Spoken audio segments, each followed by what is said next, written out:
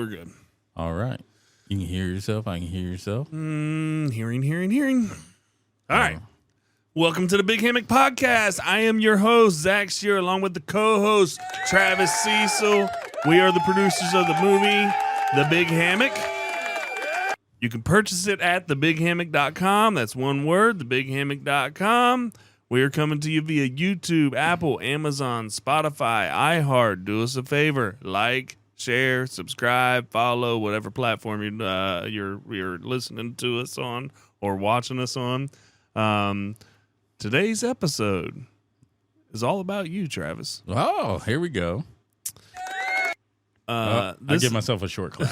This is in the spirit of our director, who is the soundboard operator of the show. Oh, yeah. Being on a little vacation this week. And as we know, the show must go on. Yeah, so got to. We were kind of planning ahead for this, Yeah. and should we have a guest, all that kind of stuff. And Malcolm actually had the idea. He was like, "Man, you should talk to Travis about something from Nothing Productions, SFN Productions, which is your company. You are the owner operator." Yep. And it was like a light switch went off because we've definitely had conversations. The very first episode, we talked about SFN Productions and, what all was involved with that in the film. Yeah. And we've definitely mentioned things along the way in other podcasts. But we really have never done a deep, drawn out, and had a discussion about SFN Productions. Yeah. So when he brought that up, I was like, this one's easy. Yeah. I look forward to talking about things like that because, again, we've had discussions, but I don't think we've just all put it into one. It's almost like watching one, an infamous movie, that you've seen the beginning, you've seen parts and pieces of the middle, and you've seen the end, but you've never seen it all the way through. Oh, yeah. And that's kind of what this episode's about. So let's dig into the past. Yeah, let's dig into the past. So SFN Productions, we know, especially from, the podcast, that your passion is film, movies. You had that as a childhood. Oh, yeah. Ever since I was a little kid, man. Even the whoopings I took from taking the old camcorder around, because back in the 80s, that's kind of where it drew from. Yeah, so and that's really what I wanted to. My first question I wanted to ask you was, when did you realize that you had a passion to be behind the camera? It really was when I was a kid, and then those old home movies. I remember we didn't have much growing up, so bringing some of that kind of technology into our home was just that was next level stuff. I'll never forget, my mom wanted an RCA camcorder. Yeah. And my dad did everything he could to make that happen. Yeah. And then the first couple times of watching those family movies, I was like, "Oh, let me touch it. Let me play with it." And it was always like, no, it was the prized possession around the house. Yeah. It's funny. I'm you're making me think of these things now. My grandparents had one, and it was big, bulky. Oh, big and bulky, right over your shoulder. It fit the whole VHS thing. The whole VHS tape. Yeah, yeah. And my parents ended up getting one later. Yeah, but it was the smaller one that you could put a little small tape into. Yeah, the DV tapes. It was still a tape. It wasn't a DVD player. No. They were called DV. Okay, I got you. Yep. And I know we still have a couple of those hanging around. I don't think we have the actual tape that you could play it in, or a VCR to play it in either. So, but I know that there is a company in Bellevue that will transfer that stuff digitally. So, need to do it one day. So you were seeing your family run around with that recorder. It just brought up so many ideas. I was like, well, what could we do with this? What could we do with that? And then I got behind it for that first time, and I really I got to play with it. I got to mess with it. It had just a little zoom rocker.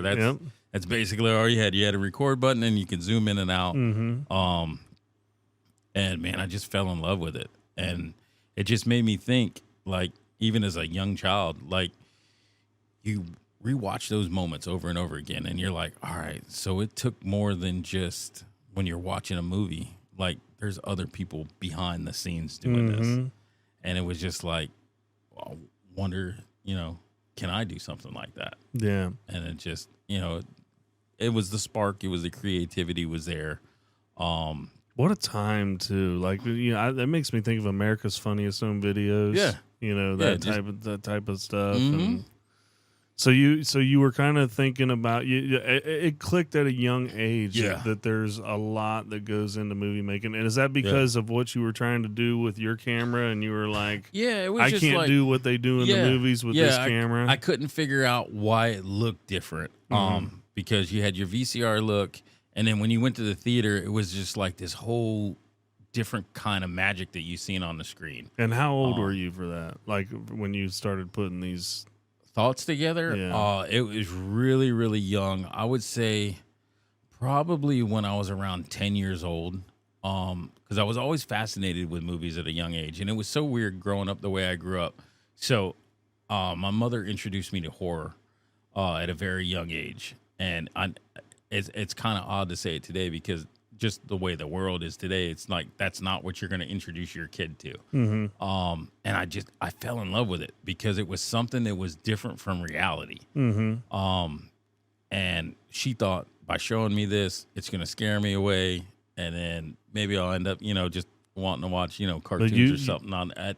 Something grasped me because in our house we had a rule, and that rule was whenever you're watching something that's for adults, just to know that this is pretend. It's fake. It's make-believe. That's what I was thinking. You had to understand that.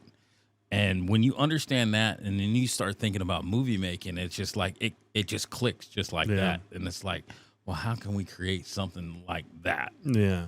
So at a very young age, you were watching horror, and you knew that person didn't actually die or whatever it was. So that you were fascinated on how they made that look in the film. Yeah, how did they make it look real? How did they pull off what they pulled off? Because you got to remember this is back in the 80s, so computer graphics wasn't a thing. You had to learn about everything being practical. And I remember there was a show on PBS when I was a kid. It was an actual, I think it was called like Practical Magic Workshop. So it was hosted by Spielberg, and a couple of George Lucas would come on there, and they would show how they made these models and little miniatures, and that's how they would create the effects and things like that. And that drew me in because I was like, okay, all right, so you're taking the pretend fake world and you're trying to make this real world, and then all of a sudden magic happens. So were you in film production in high school? No. Okay. No, in high school I actually did homeschool. Okay. Which at the time, even that time, it was something different. I loved playing sports. I loved working with my dad's company, and I liked making money. And I wanted, at that time, I don't know how the school is now, but North Marion at that time was really, really rough. I had a rough going even in the middle school. 6th grade, I was stabbed. So it's like you... Dude, I find out new stuff from you all the time. Oh, yeah. It was in home ec, of all places. Well, that one makes sense. There'd be a knife in home ec, So it was like... Was that Miss Pertima? Was she? Yeah. Miss Pertima. So, it's experiences like that, and I was just like, I knew it, even at that age, I didn't want to be around that environment. I begged my parents to try to find a different way. Of course, I went down a pretty dark path at that time. Ended up going to Christian school. They was to find out how advanced they was on the public school system was crazy. And I didn't fit in well there. But I made a deal with my dad. He told me if I got to the high school age and I could still keep a full-time job, I could still play sports, and I straightened my life out, he would try what they heard about homeschool. And he was like, you got to make sure that your academics are kept up. You got to make sure all this is kept up. And I did it, and I ended up graduating 2 years ahead of my class. Gotcha.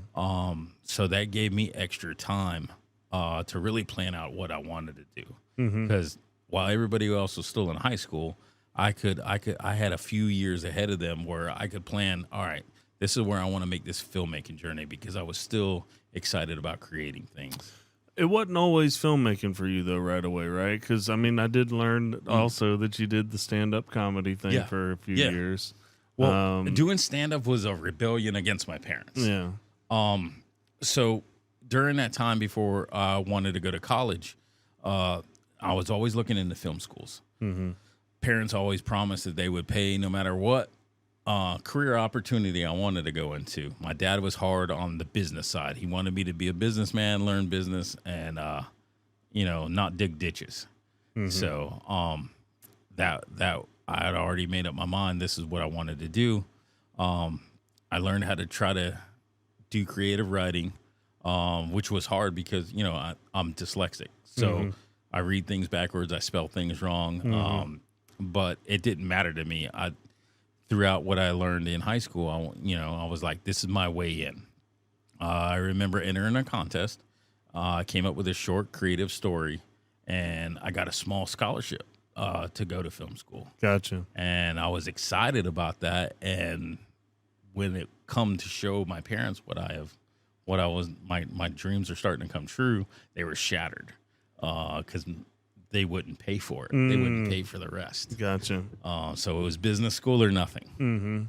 So I was like, all right, well, half my life, I was a smart aleck. I was like, I'm going to learn how to make people laugh. And they were like, well, how's that going to get you into the movies? I was like, it will. Entertainment. It's in that field. So, yeah, I started as a DJ downtown. Well, DJ host.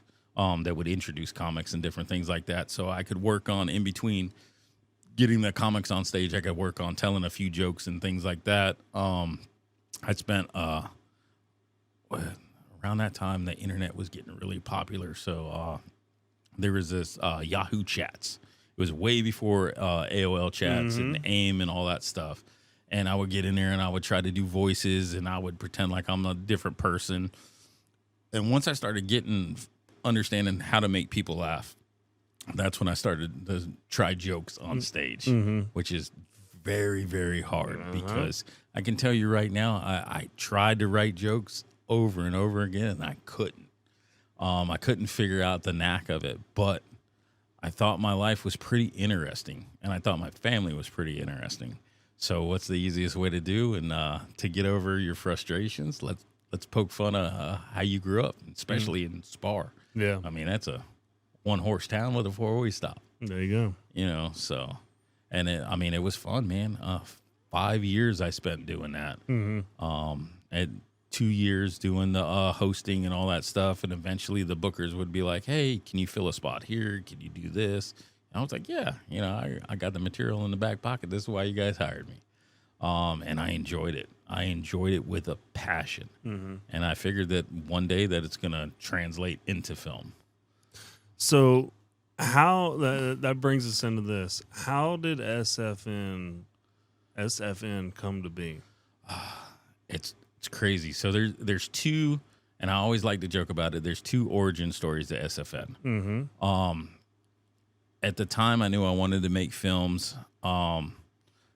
I walked away from stand-up for some choices of mine. Nothing to do with not wanting to do it no more because I always like to try to make somebody laugh. Yeah. But you do on here. I figured, I went out with a bang on that. And then I was like, it's time for the next step. So my brother was coming up. He's 10 years younger than I am. It's how I met Malcolm. Him and my brother used to hang out and all that stuff and play baseball. But my brother really had a passion for writing. And I was like, you know what would be cool? Because I got him into the movies. I was his gateway into movies just like my mother was for me. And he was like, well, I want to write and tell these stories. And I was like, all right, you write them, I'll film them. And we always joked and goofed about making a film company one day. And, it was just a dream that we had in our bedroom. and he went off and started writing. He's got, I want to say it's like 4 or 5 short stories that he's got published. Once he got that published, it really got me up, and I was like, all right, we're gonna have to figure out this filming thing one way or another. Started listening to podcasts, and I knew I couldn't afford film school, but I treated it like actual film school. There was one in particular, the Movie Crypt, that I listened to. Couple of my favorite directors hosted it, and they started out kind of like how we started out. They created a podcast to talk about their projects and to get it out there. And while when they didn't have things to promote in between, they taught people how to create films and how to shoot and how to edit and things like that. And I treated it just like school. I would take DVDs and Blu-rays, and I would only watch the special features. And kind of like what I did in homeschool, we had tests, and I would create my own test and try to figure out the answers. I would watch movies without sound to try to figure out how they cut from one scene to another, because that's the education that you get in that school. So I had to create my own. And I pretty much had it down packed, and ended up, before I got reintroduced to Malcolm, I was working at Subway downtown in Spar, and Jake kept coming in and out. And I was like, I knew him because we all grew up together, but he had moved away to Ohio for a while, so it was a long time in between that before I seen him. And then we just started talking, and he was like, yeah, me and my buddy were making music. And I was like, oh, really? I was like, you got any? And so happened that he had one of the CDs left in the back of his trunk. I think I paid him like $5 or $10 for it, and I started listening. No way, they were hustling you then. Yeah, hustling me right in the Subway parking lot. And I listened to it over and over and over again, and I really loved it. And he kept telling me, he's like, "Yeah, we're performing at platforms." I think that's what it was called during that time. You're talking. I remember 10 years ago. I went to the birthday bash, Malcolm's birthday bash platform. That was the biggest film thing that I ever filmed in my entire life, was that birthday bash. Yeah, because I know you didn't film Party in the Winnebago, right? But I know that you definitely filmed Cracker on the Edge. Yeah. And was that your first music video you did for them? Oh, yeah, and I lied my butt off to get that deal. So yeah, let's there is a story between that. So let's was that how it started, or well, yeah, because once Jake introduced me to everybody, and then me and Malcolm reconnected and started talking about things, and then I just told him, I was like, well, let me come up there and film you guys. I had no camera. I had just very little knowledge, but I was like, screw it. Made $1,000 that week. Ran to Best Buy, bought me a GoPro. I bought me a tripod, which I never ended up using, and a little screw-on light, and this crappy little microphone that I could plug in. And then I got everything set up. GoPro at that time had no back screen, so I had to run back up to Best Buy. That was another $400 just to get the screen to plug into it. So yeah, that whole $1,000 was spent. We talked before we started filming, letting them know, yeah, my brother's a writer, and we're thinking about making these movies and things like this. Like, I was really like amping it up, man. And he was like, I remember Malcolm asked me what I called it, what I called the company, and I was like, well, me and my brother joked about it one day, and I was like, I'm always trying to make something out of nothing. And I was like, oh, you can't copyright that because that's already a saying. And then I was like, well, how about if we just change the word and call it something from nothing? And he was like, yeah, we're poor. You're definitely going to try to make something from nothing. And I was like, that's how that was born.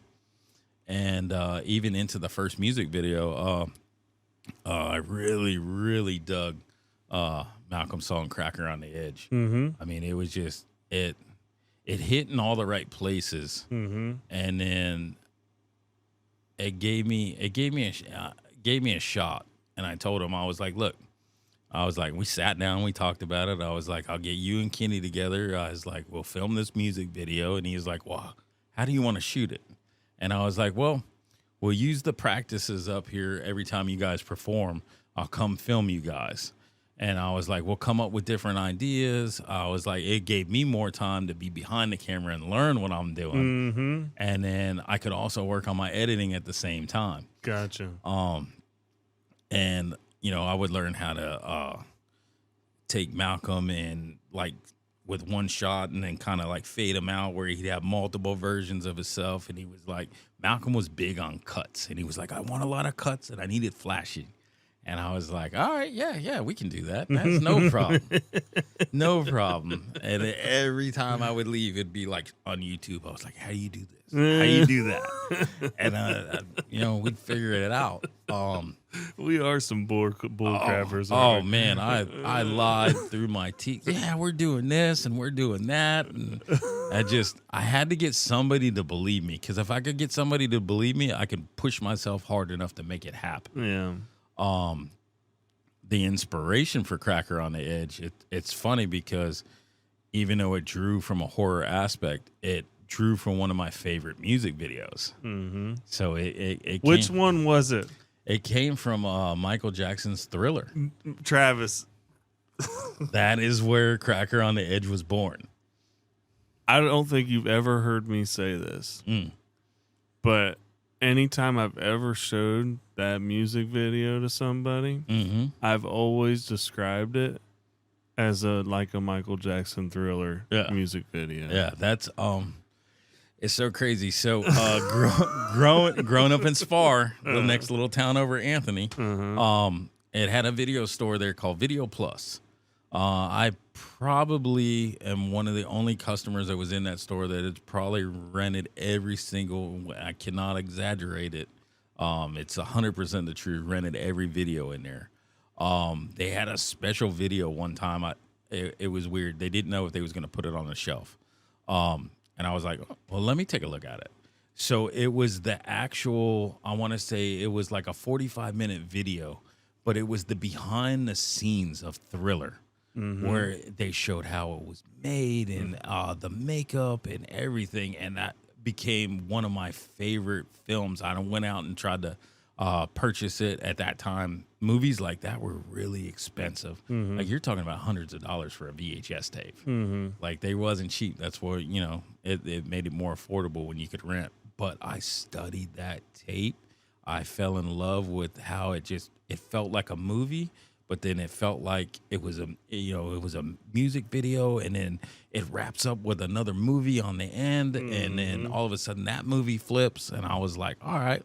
So you got this song about two people with split personalities. I was like, we're gonna make something of this, and I explained to Malcolm what I wanted to do, and he was like, you really want to do that? I was like, yeah. I was like, we're gonna show one side of you, we're gonna show the other side of Kenny, we're gonna bring you guys together since you like your little cuts.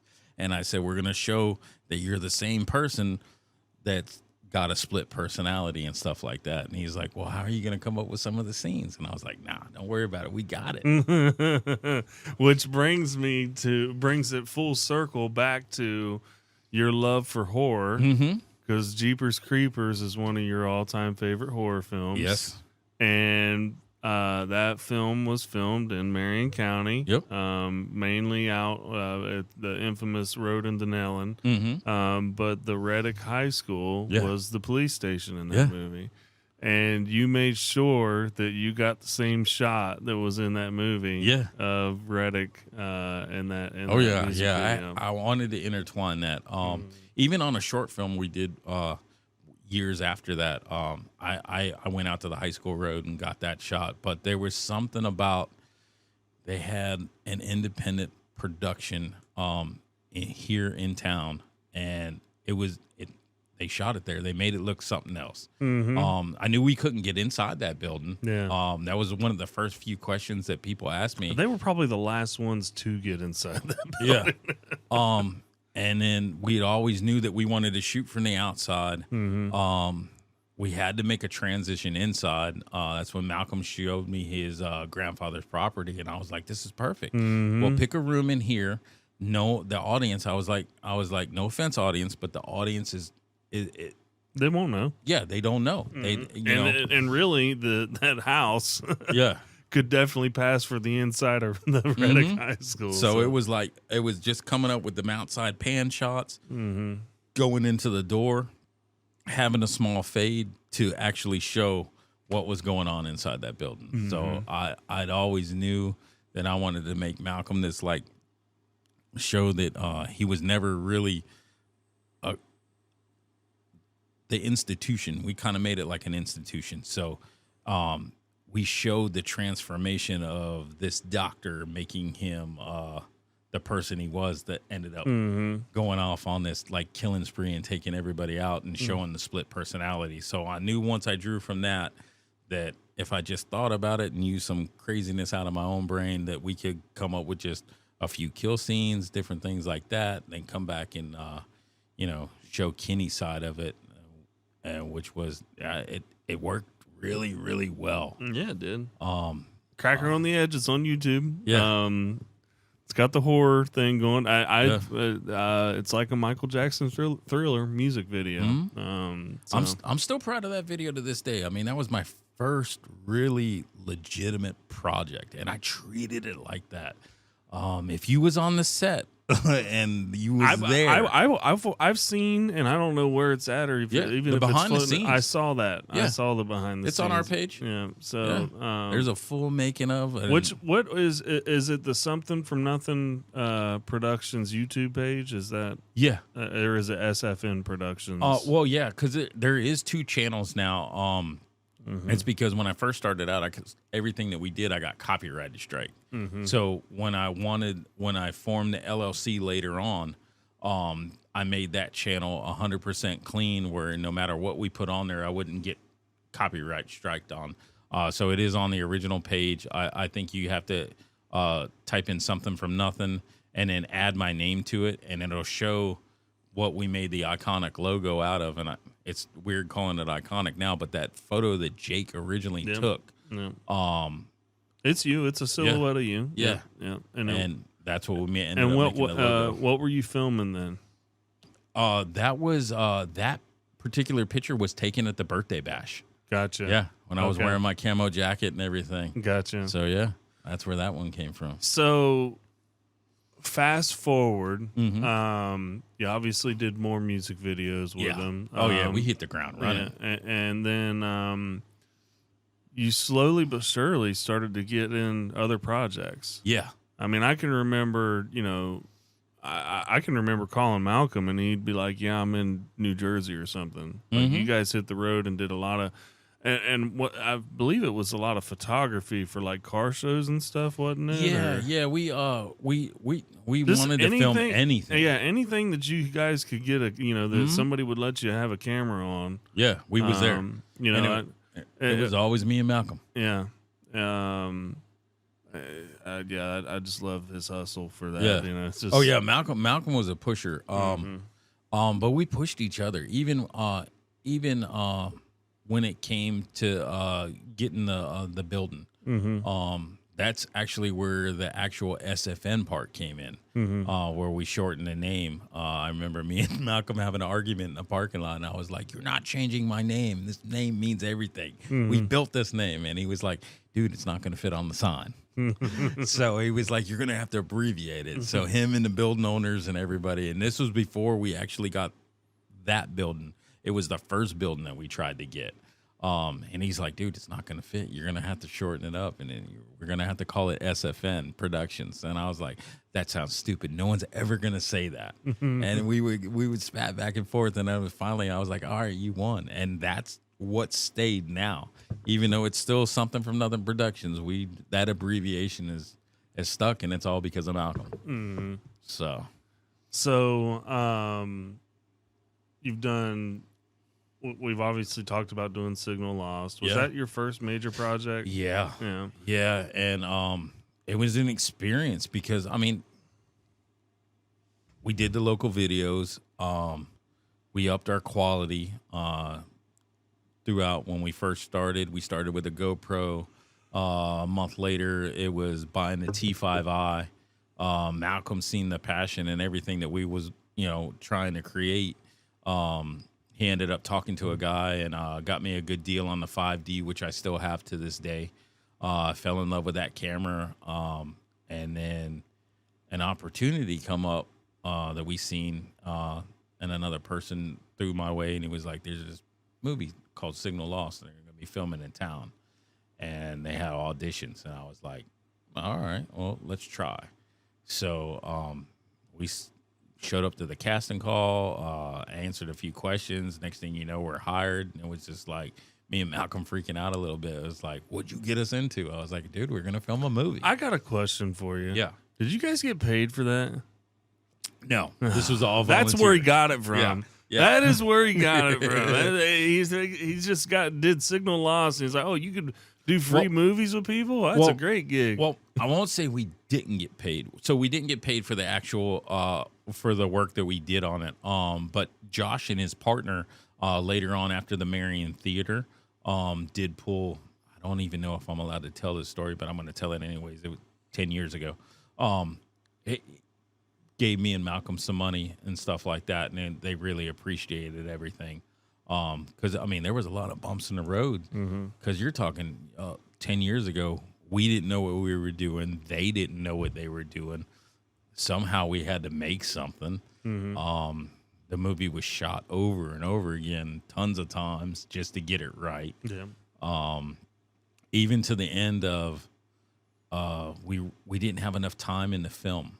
So me and Malcolm put our heads together and was like, all right, well, maybe it needs a few more death scenes. What can we do? And me and Malcolm paid for the reshoots on that out of our own pocket. We rented locations. We come up with a side storyline to intertwine with the film, and it actually made the film a lot better. Even Josh will say, like, some of the scenes that we chose for that and the storyline for his character, which spawned into his third version of the film when they did the Signal Lost 3, that character kept on, and it was just like it was something that we all created together. So yeah, that was the first shot in the whole movie biz. And then you've done, several of your own projects. Yeah. Hellphone. Yeah. Gosh, there's a couple smaller short films, and it's all on your IMDb. Yeah, it's on the IMDb page. So there's Hellphone. Yep. Tell me the other ones. Well, you got Hellphone. That was the first short. And you are eventually working on coming up with a full film on that. And that's the tough thing about the movie biz, man. We've been working on that for almost 8 years. Script's ready. Script's been approved by some big names in the industry. But it's getting someone to believe just as much as you do. And I think a lot of people don't think about what it takes to actually make a movie, because you just can't go ask somebody for money. No matter what you've done and what you can show on your list. That reminds me, I got some money on my Zachary Shear 8. Did someone actually cash app you? No, but I got you for a second. I was about to say, I ain't seen a dime. I wish somebody got it. Well, I've been checking. There's nothing there. Yeah, I've checked a couple times. Oh, wait a minute. But that's okay. Nah. I'm just kidding. Nah. I think I seen the analytics. They dropped off before that even came on. So you've done the small projects, and then the most recent one, our listeners and viewers can find on, we talk about taking your money and all that good stuff. Yeah, you can watch this for free. Todd is on Tubi right now for free. Yeah. Why don't you go ahead and tell the listeners what Todd is about? I don't even know where to start. So Todd is about a crazy guy, little off his rocker. His parents were killed in a car accident, and he had ended up seeing this psychiatrist, and he was trying to figure out how he could live in this world. And he's a very recluse person, kept to himself, had no friends. The only person he really interacted with was his doctor. And when I read that script, I was like, whoa. I was like, this is something. Because getting that gig was a luck of the draw there. Where was that filmed at? It was all filmed in Orlando. Gotcha. Yeah. we was posting about Hellphone because we thought we were gonna make the feature and get everything made. So we were doing Indiegogos and stuff like that. And when you start doing stuff like that, people really start to take the notice, and actors would send tapes in and things like that. And then the guy who played Todd Hans, he messaged me one night, and he was like, we just, I don't know what it was. It was late at night. It was around 10:30, 11 o'clock. He lives out in L.A., and man, we just started talking like we knew each other forever. And it was just all about the film business. And he invited me. He was like, I'm coming into Orlando to premiere one of my films.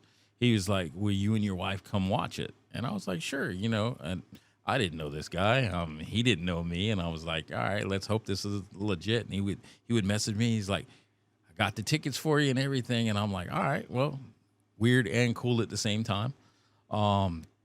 Went and seen his film. Man, he welcomed me with open arms like he knew me forever. And it really sparked up a good relationship, the relationship that we still have to this day. And we would talk back and forth. And before I left, we was doing an after party after his film. And he was like, stay in touch. I got something for you. And I'm like, this dude don't know me from Adam, but he's got something for me. Within a month later, the script was in my email. And he was like, I want you to read this script, and I want you to meet this guy named Aaron Warren, and he's going to direct this movie. You bumped into him at the premiere, and he was like, that was my whole thing, was to bring you guys together. And he goes, you read the script. If you like it, give him a holler and see if he'll hire you to be the DP for this. And I really freaked out then because I was like, oh, I got to meet this other director. And I was like, I already had experiences from Signal Lost. I didn't know what I was getting myself into. I immediately called Malcolm and like, dude, I'm about to do another film. And it was going to be small. The more I read the script and the more I talked with Aaron, we would meet once a week. I'd drive back and forth to Orlando. We'd have these production meetings. And I was like, you got something with this script. And I was like, I don't know what your budget is, but I think we could make it a little bigger than what it is. And I talked him into going SAG. And for the audience that don't know what SAG is, that's pretty much the most legit way that you can have a project with. You can still be non-union and still be independent, but if you go SAG, you get the hats off from them, and you can hire legitimate actors, not just up and coming actors, but you can pass it around to anybody that'll actually pick it up and read it. And he had already had his investor. He put some money into it, and he was like, well, let me talk with my investor and see what we could do. So we need investors, huh? Yeah. Go ahead. Sometimes. I'm working on some stuff, but that's a couple more years down the road. We got to wait. But, so he went and talked with his investor, and he was like, well, what do you think we can shoot this movie for? And here I am, like, I got my mouth in my foot in my mouth because now I done talked it up. I built him up. We're going to make this like legitimate movie. I don't know how to do budgets. I was like, well, what do you got? That's not enough. We need this. And we started drawing up a plan, and I was like, well, go find this location, go find that location. And then things started rolling.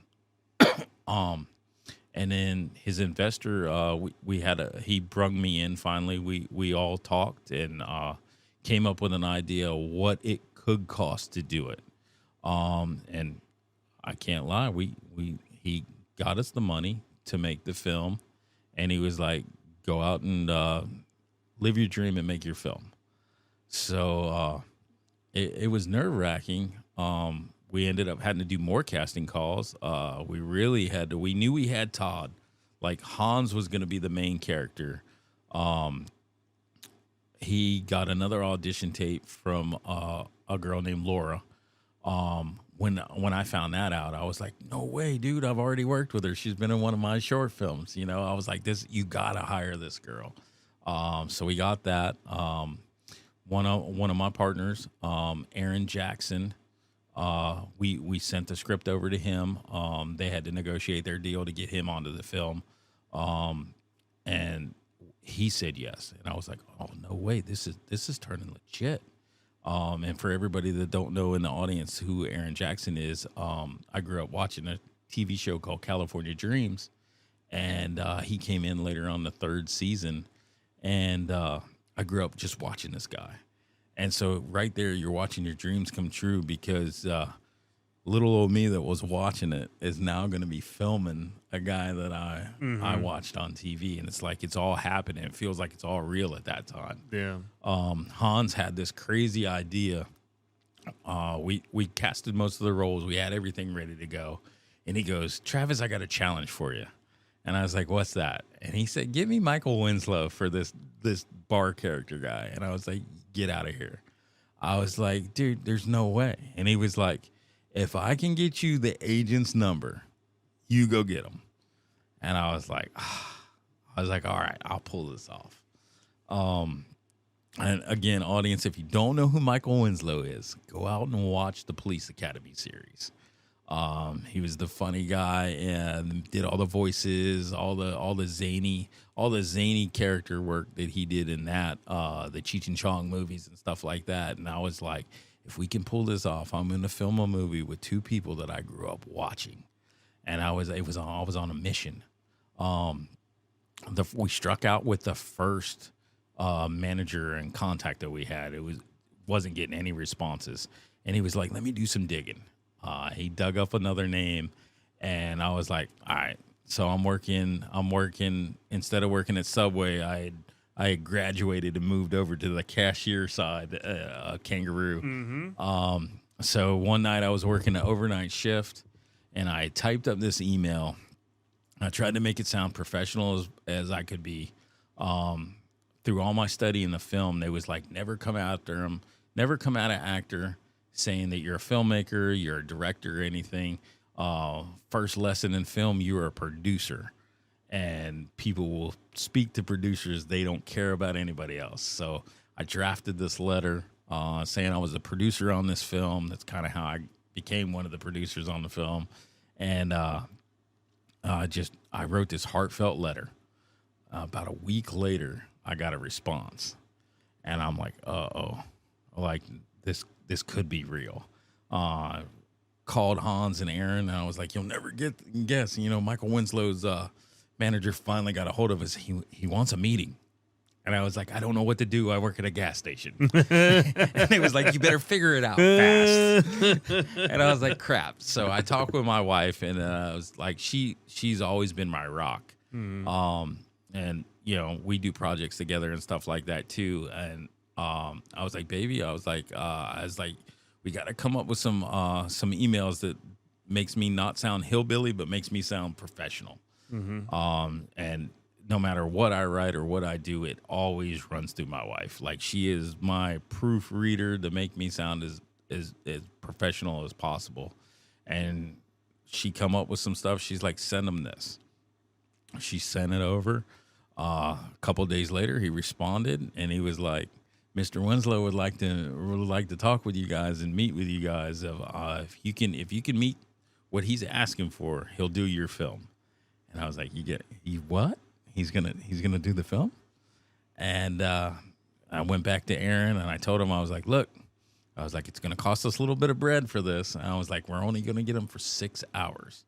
And I was like, his manager wants $2,500, a couple points on the back end, and we can lock the deal. And he's like, you guys are pulling it off? And I was like, yeah, we're going to get him into this film. And then as soon as he agreed, he went back to his investor, and his investor gave him the money to get that up. We sent out an email, and the next thing you know, contracts are coming through. And this whole time, the whole negotiation, this guy's in New York, by the way. That's where his office is. And we're negotiating back and forth while I'm working at a gas station, and he's working in this big office somewhere. Right. And I felt like I won that battle. There you go. And I was like, the movie's going to come out great. But no, it was just so amazing and so electrifying. And it felt real for the first time. As imagining myself as a little kid, and one day I'm going to make films and I'm going to do all this stuff. And it's all coming together legitimately. Because if you make a SAG film, you know, you're expected to go to film festivals, distribution. Like, this is the first thing that my name is going to be, like, stamped on forever. Whether the movie comes out good or bad or whatever. You know, we had a limited budget on that film. We stretched every single dollar. Is it the greatest film in the world? No. Is it a good film? Yes. You can watch it from start to finish. Hans, when he played Todd, he made you feel for this movie. And I wish we would have marketed it a different way, because they marketed more horror. It was really more of a psychological character study. And I think if we'd targeted the audience that way, I think the film would have did a lot better. But I mean, it did great. I still watch it time to time this day. There's some things that I wish we could have did differently. Things that I could have shot differently, things that I could have edited differently. But I mean, at the end of the day, it is what it is. And it's something that we put out in the world that's sitting next to blockbusters. There you go. You know, it's just and right there on Tubi for real. Yeah, no different than the Big Hammock. Like, it's when you make a movie and you put it out there, you can't forget that it's going to be whatever platform it gets on, like all the major films, and then there's your film and creation right next to it. Speaking of Big Hammock, yeah. You know, one of the things that we've been doing recently on the show is watching portions of the Big Hammock. Yeah. So I wanted to watch with the listeners or the viewers your favorite part of the movie. And I asked you in particular, you know, we know that obviously we're producers of the movie. You know, you are a cinema. I have a tough time saying that word. Cinematographer. Yes. And you really were behind the scenes, more mentorship to the director Malcolm. But you did more like a coach. As far as your physical work on the set or on the movie itself, mainly was color editing. I was the colorist. So I asked you before the show, I said, what's your favorite scene that you worked on the color editing? Yeah. And this was it. So let's go ahead and watch this. Now, listeners, Travis, you went ahead and said it was the diner scene? Yeah, the diner scene. And we'll talk about why that was after we see it with the listeners. But to paint a picture for the listeners, obviously, you know, most of you or a lot of you have seen the movie. But, you know, we've got this character that is the game warden of this town, the Big Hammock. And he's just trying to go into the local diner and have his breakfast. The community also eats breakfast at this breakfast diner. It's a small town vibe, and you know, they're getting ready to have a little bit of a conversation with him. So there's a lot going on in this scene, but let's go ahead and watch this real quick and go from there. No heads, right? Yeah, they better get on with it. Can you do something fast, man? This is getting crazy. Kill anything? A 13-foot gator, man. Nice. Good job, sir. Man, you got a picture of it? Nah, I had it on my phone, but You lying? yeah. You lied. It's not so sure about One of my favorite lines. He's like, yeah, I did.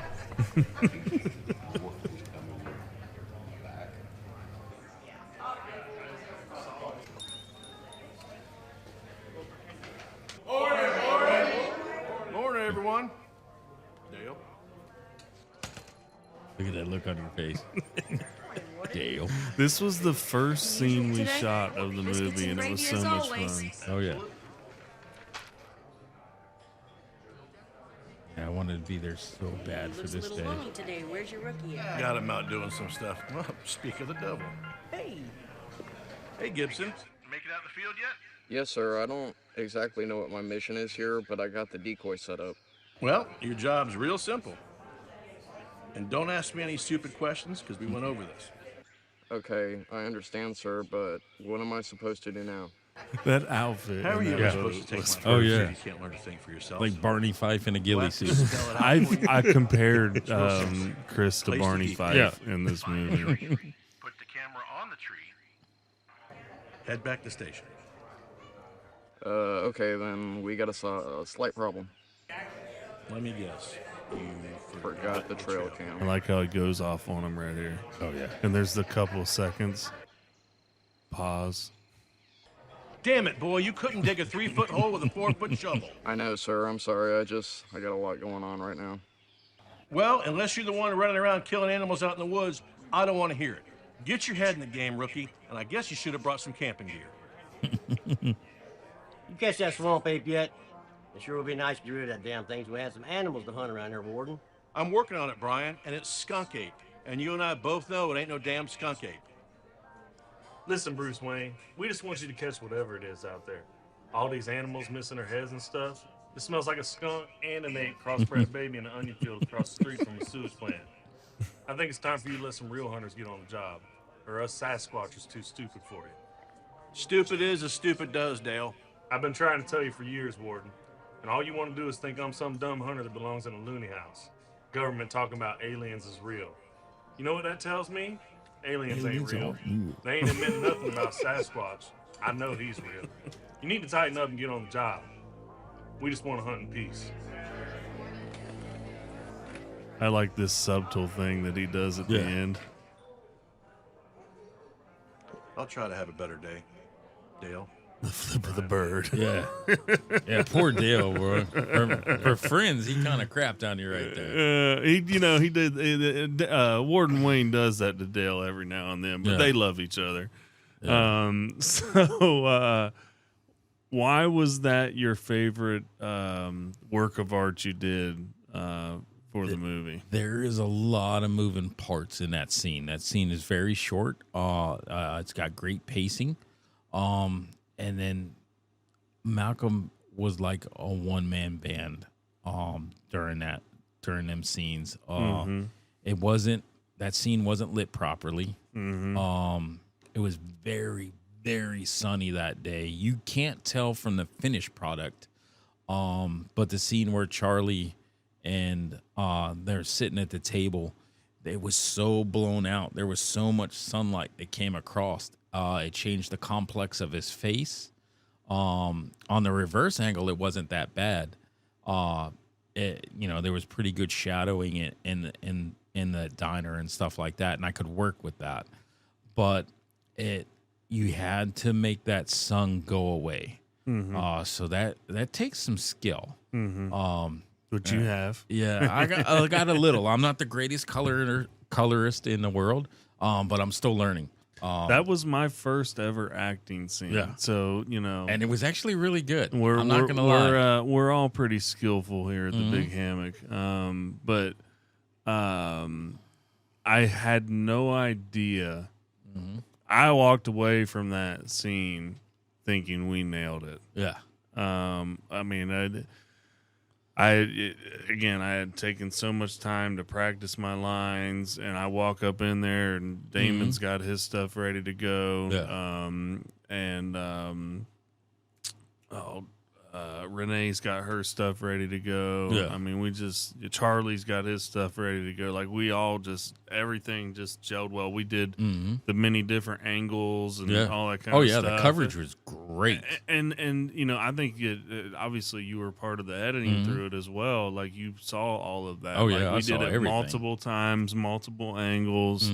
But I had no idea. I mean, I've seen each shot we did, Chuck was there with definitely the equipment to do the lighting and, all that kind of stuff. And I was under the assumption that filming inside was easier because it was more controllable, like with sound and all that kind of, and lighting and all that kind of stuff. And then here you're telling me, dude, you guys We're lucky we got what we got out of that because it took a lot of work to make that thing really happen. That short scene, 6 hours. Wow. And that was just because you had to make it all look like it was the same, no matter what cut you went to, it had to look the same. And it all started because we didn't watch from the beginning of that. So you got an overshadow cast of Lobo with the sign. When Warden Wayne is turning in, there is sun up there. It's over to the right-hand side. When that was shot, it was shot on a different day, so the sun was on the left. So my job is like, all right, now this is all blown out. I have to get the sun removed somehow. I have to save the footage, clear you can't tell it from watching there. There's no glare on that window at all.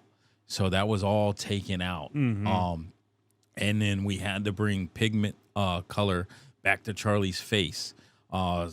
So once it went back to Warden Wayne, you could see him one way, you could see his skin tones one way. And like I said, that was shadowed really, really well. As once I picked a color from there, that reverse color had to be the same exact way. If it was different, it breaks the illusion of what you're watching. And when a person's watching a movie, you never want them taken out of that moment. You want them to listen to every single word and really be drawn in. And it was a challenge. It was a challenge that was overcome. I'll never forget Malcolm. It was like, when I watched the footage, he was like, this is your problem now, bud. And I was like, thanks, bro. You came through for him, though. Yeah. Oh, yeah. And there's more than just that scene that we had to fix.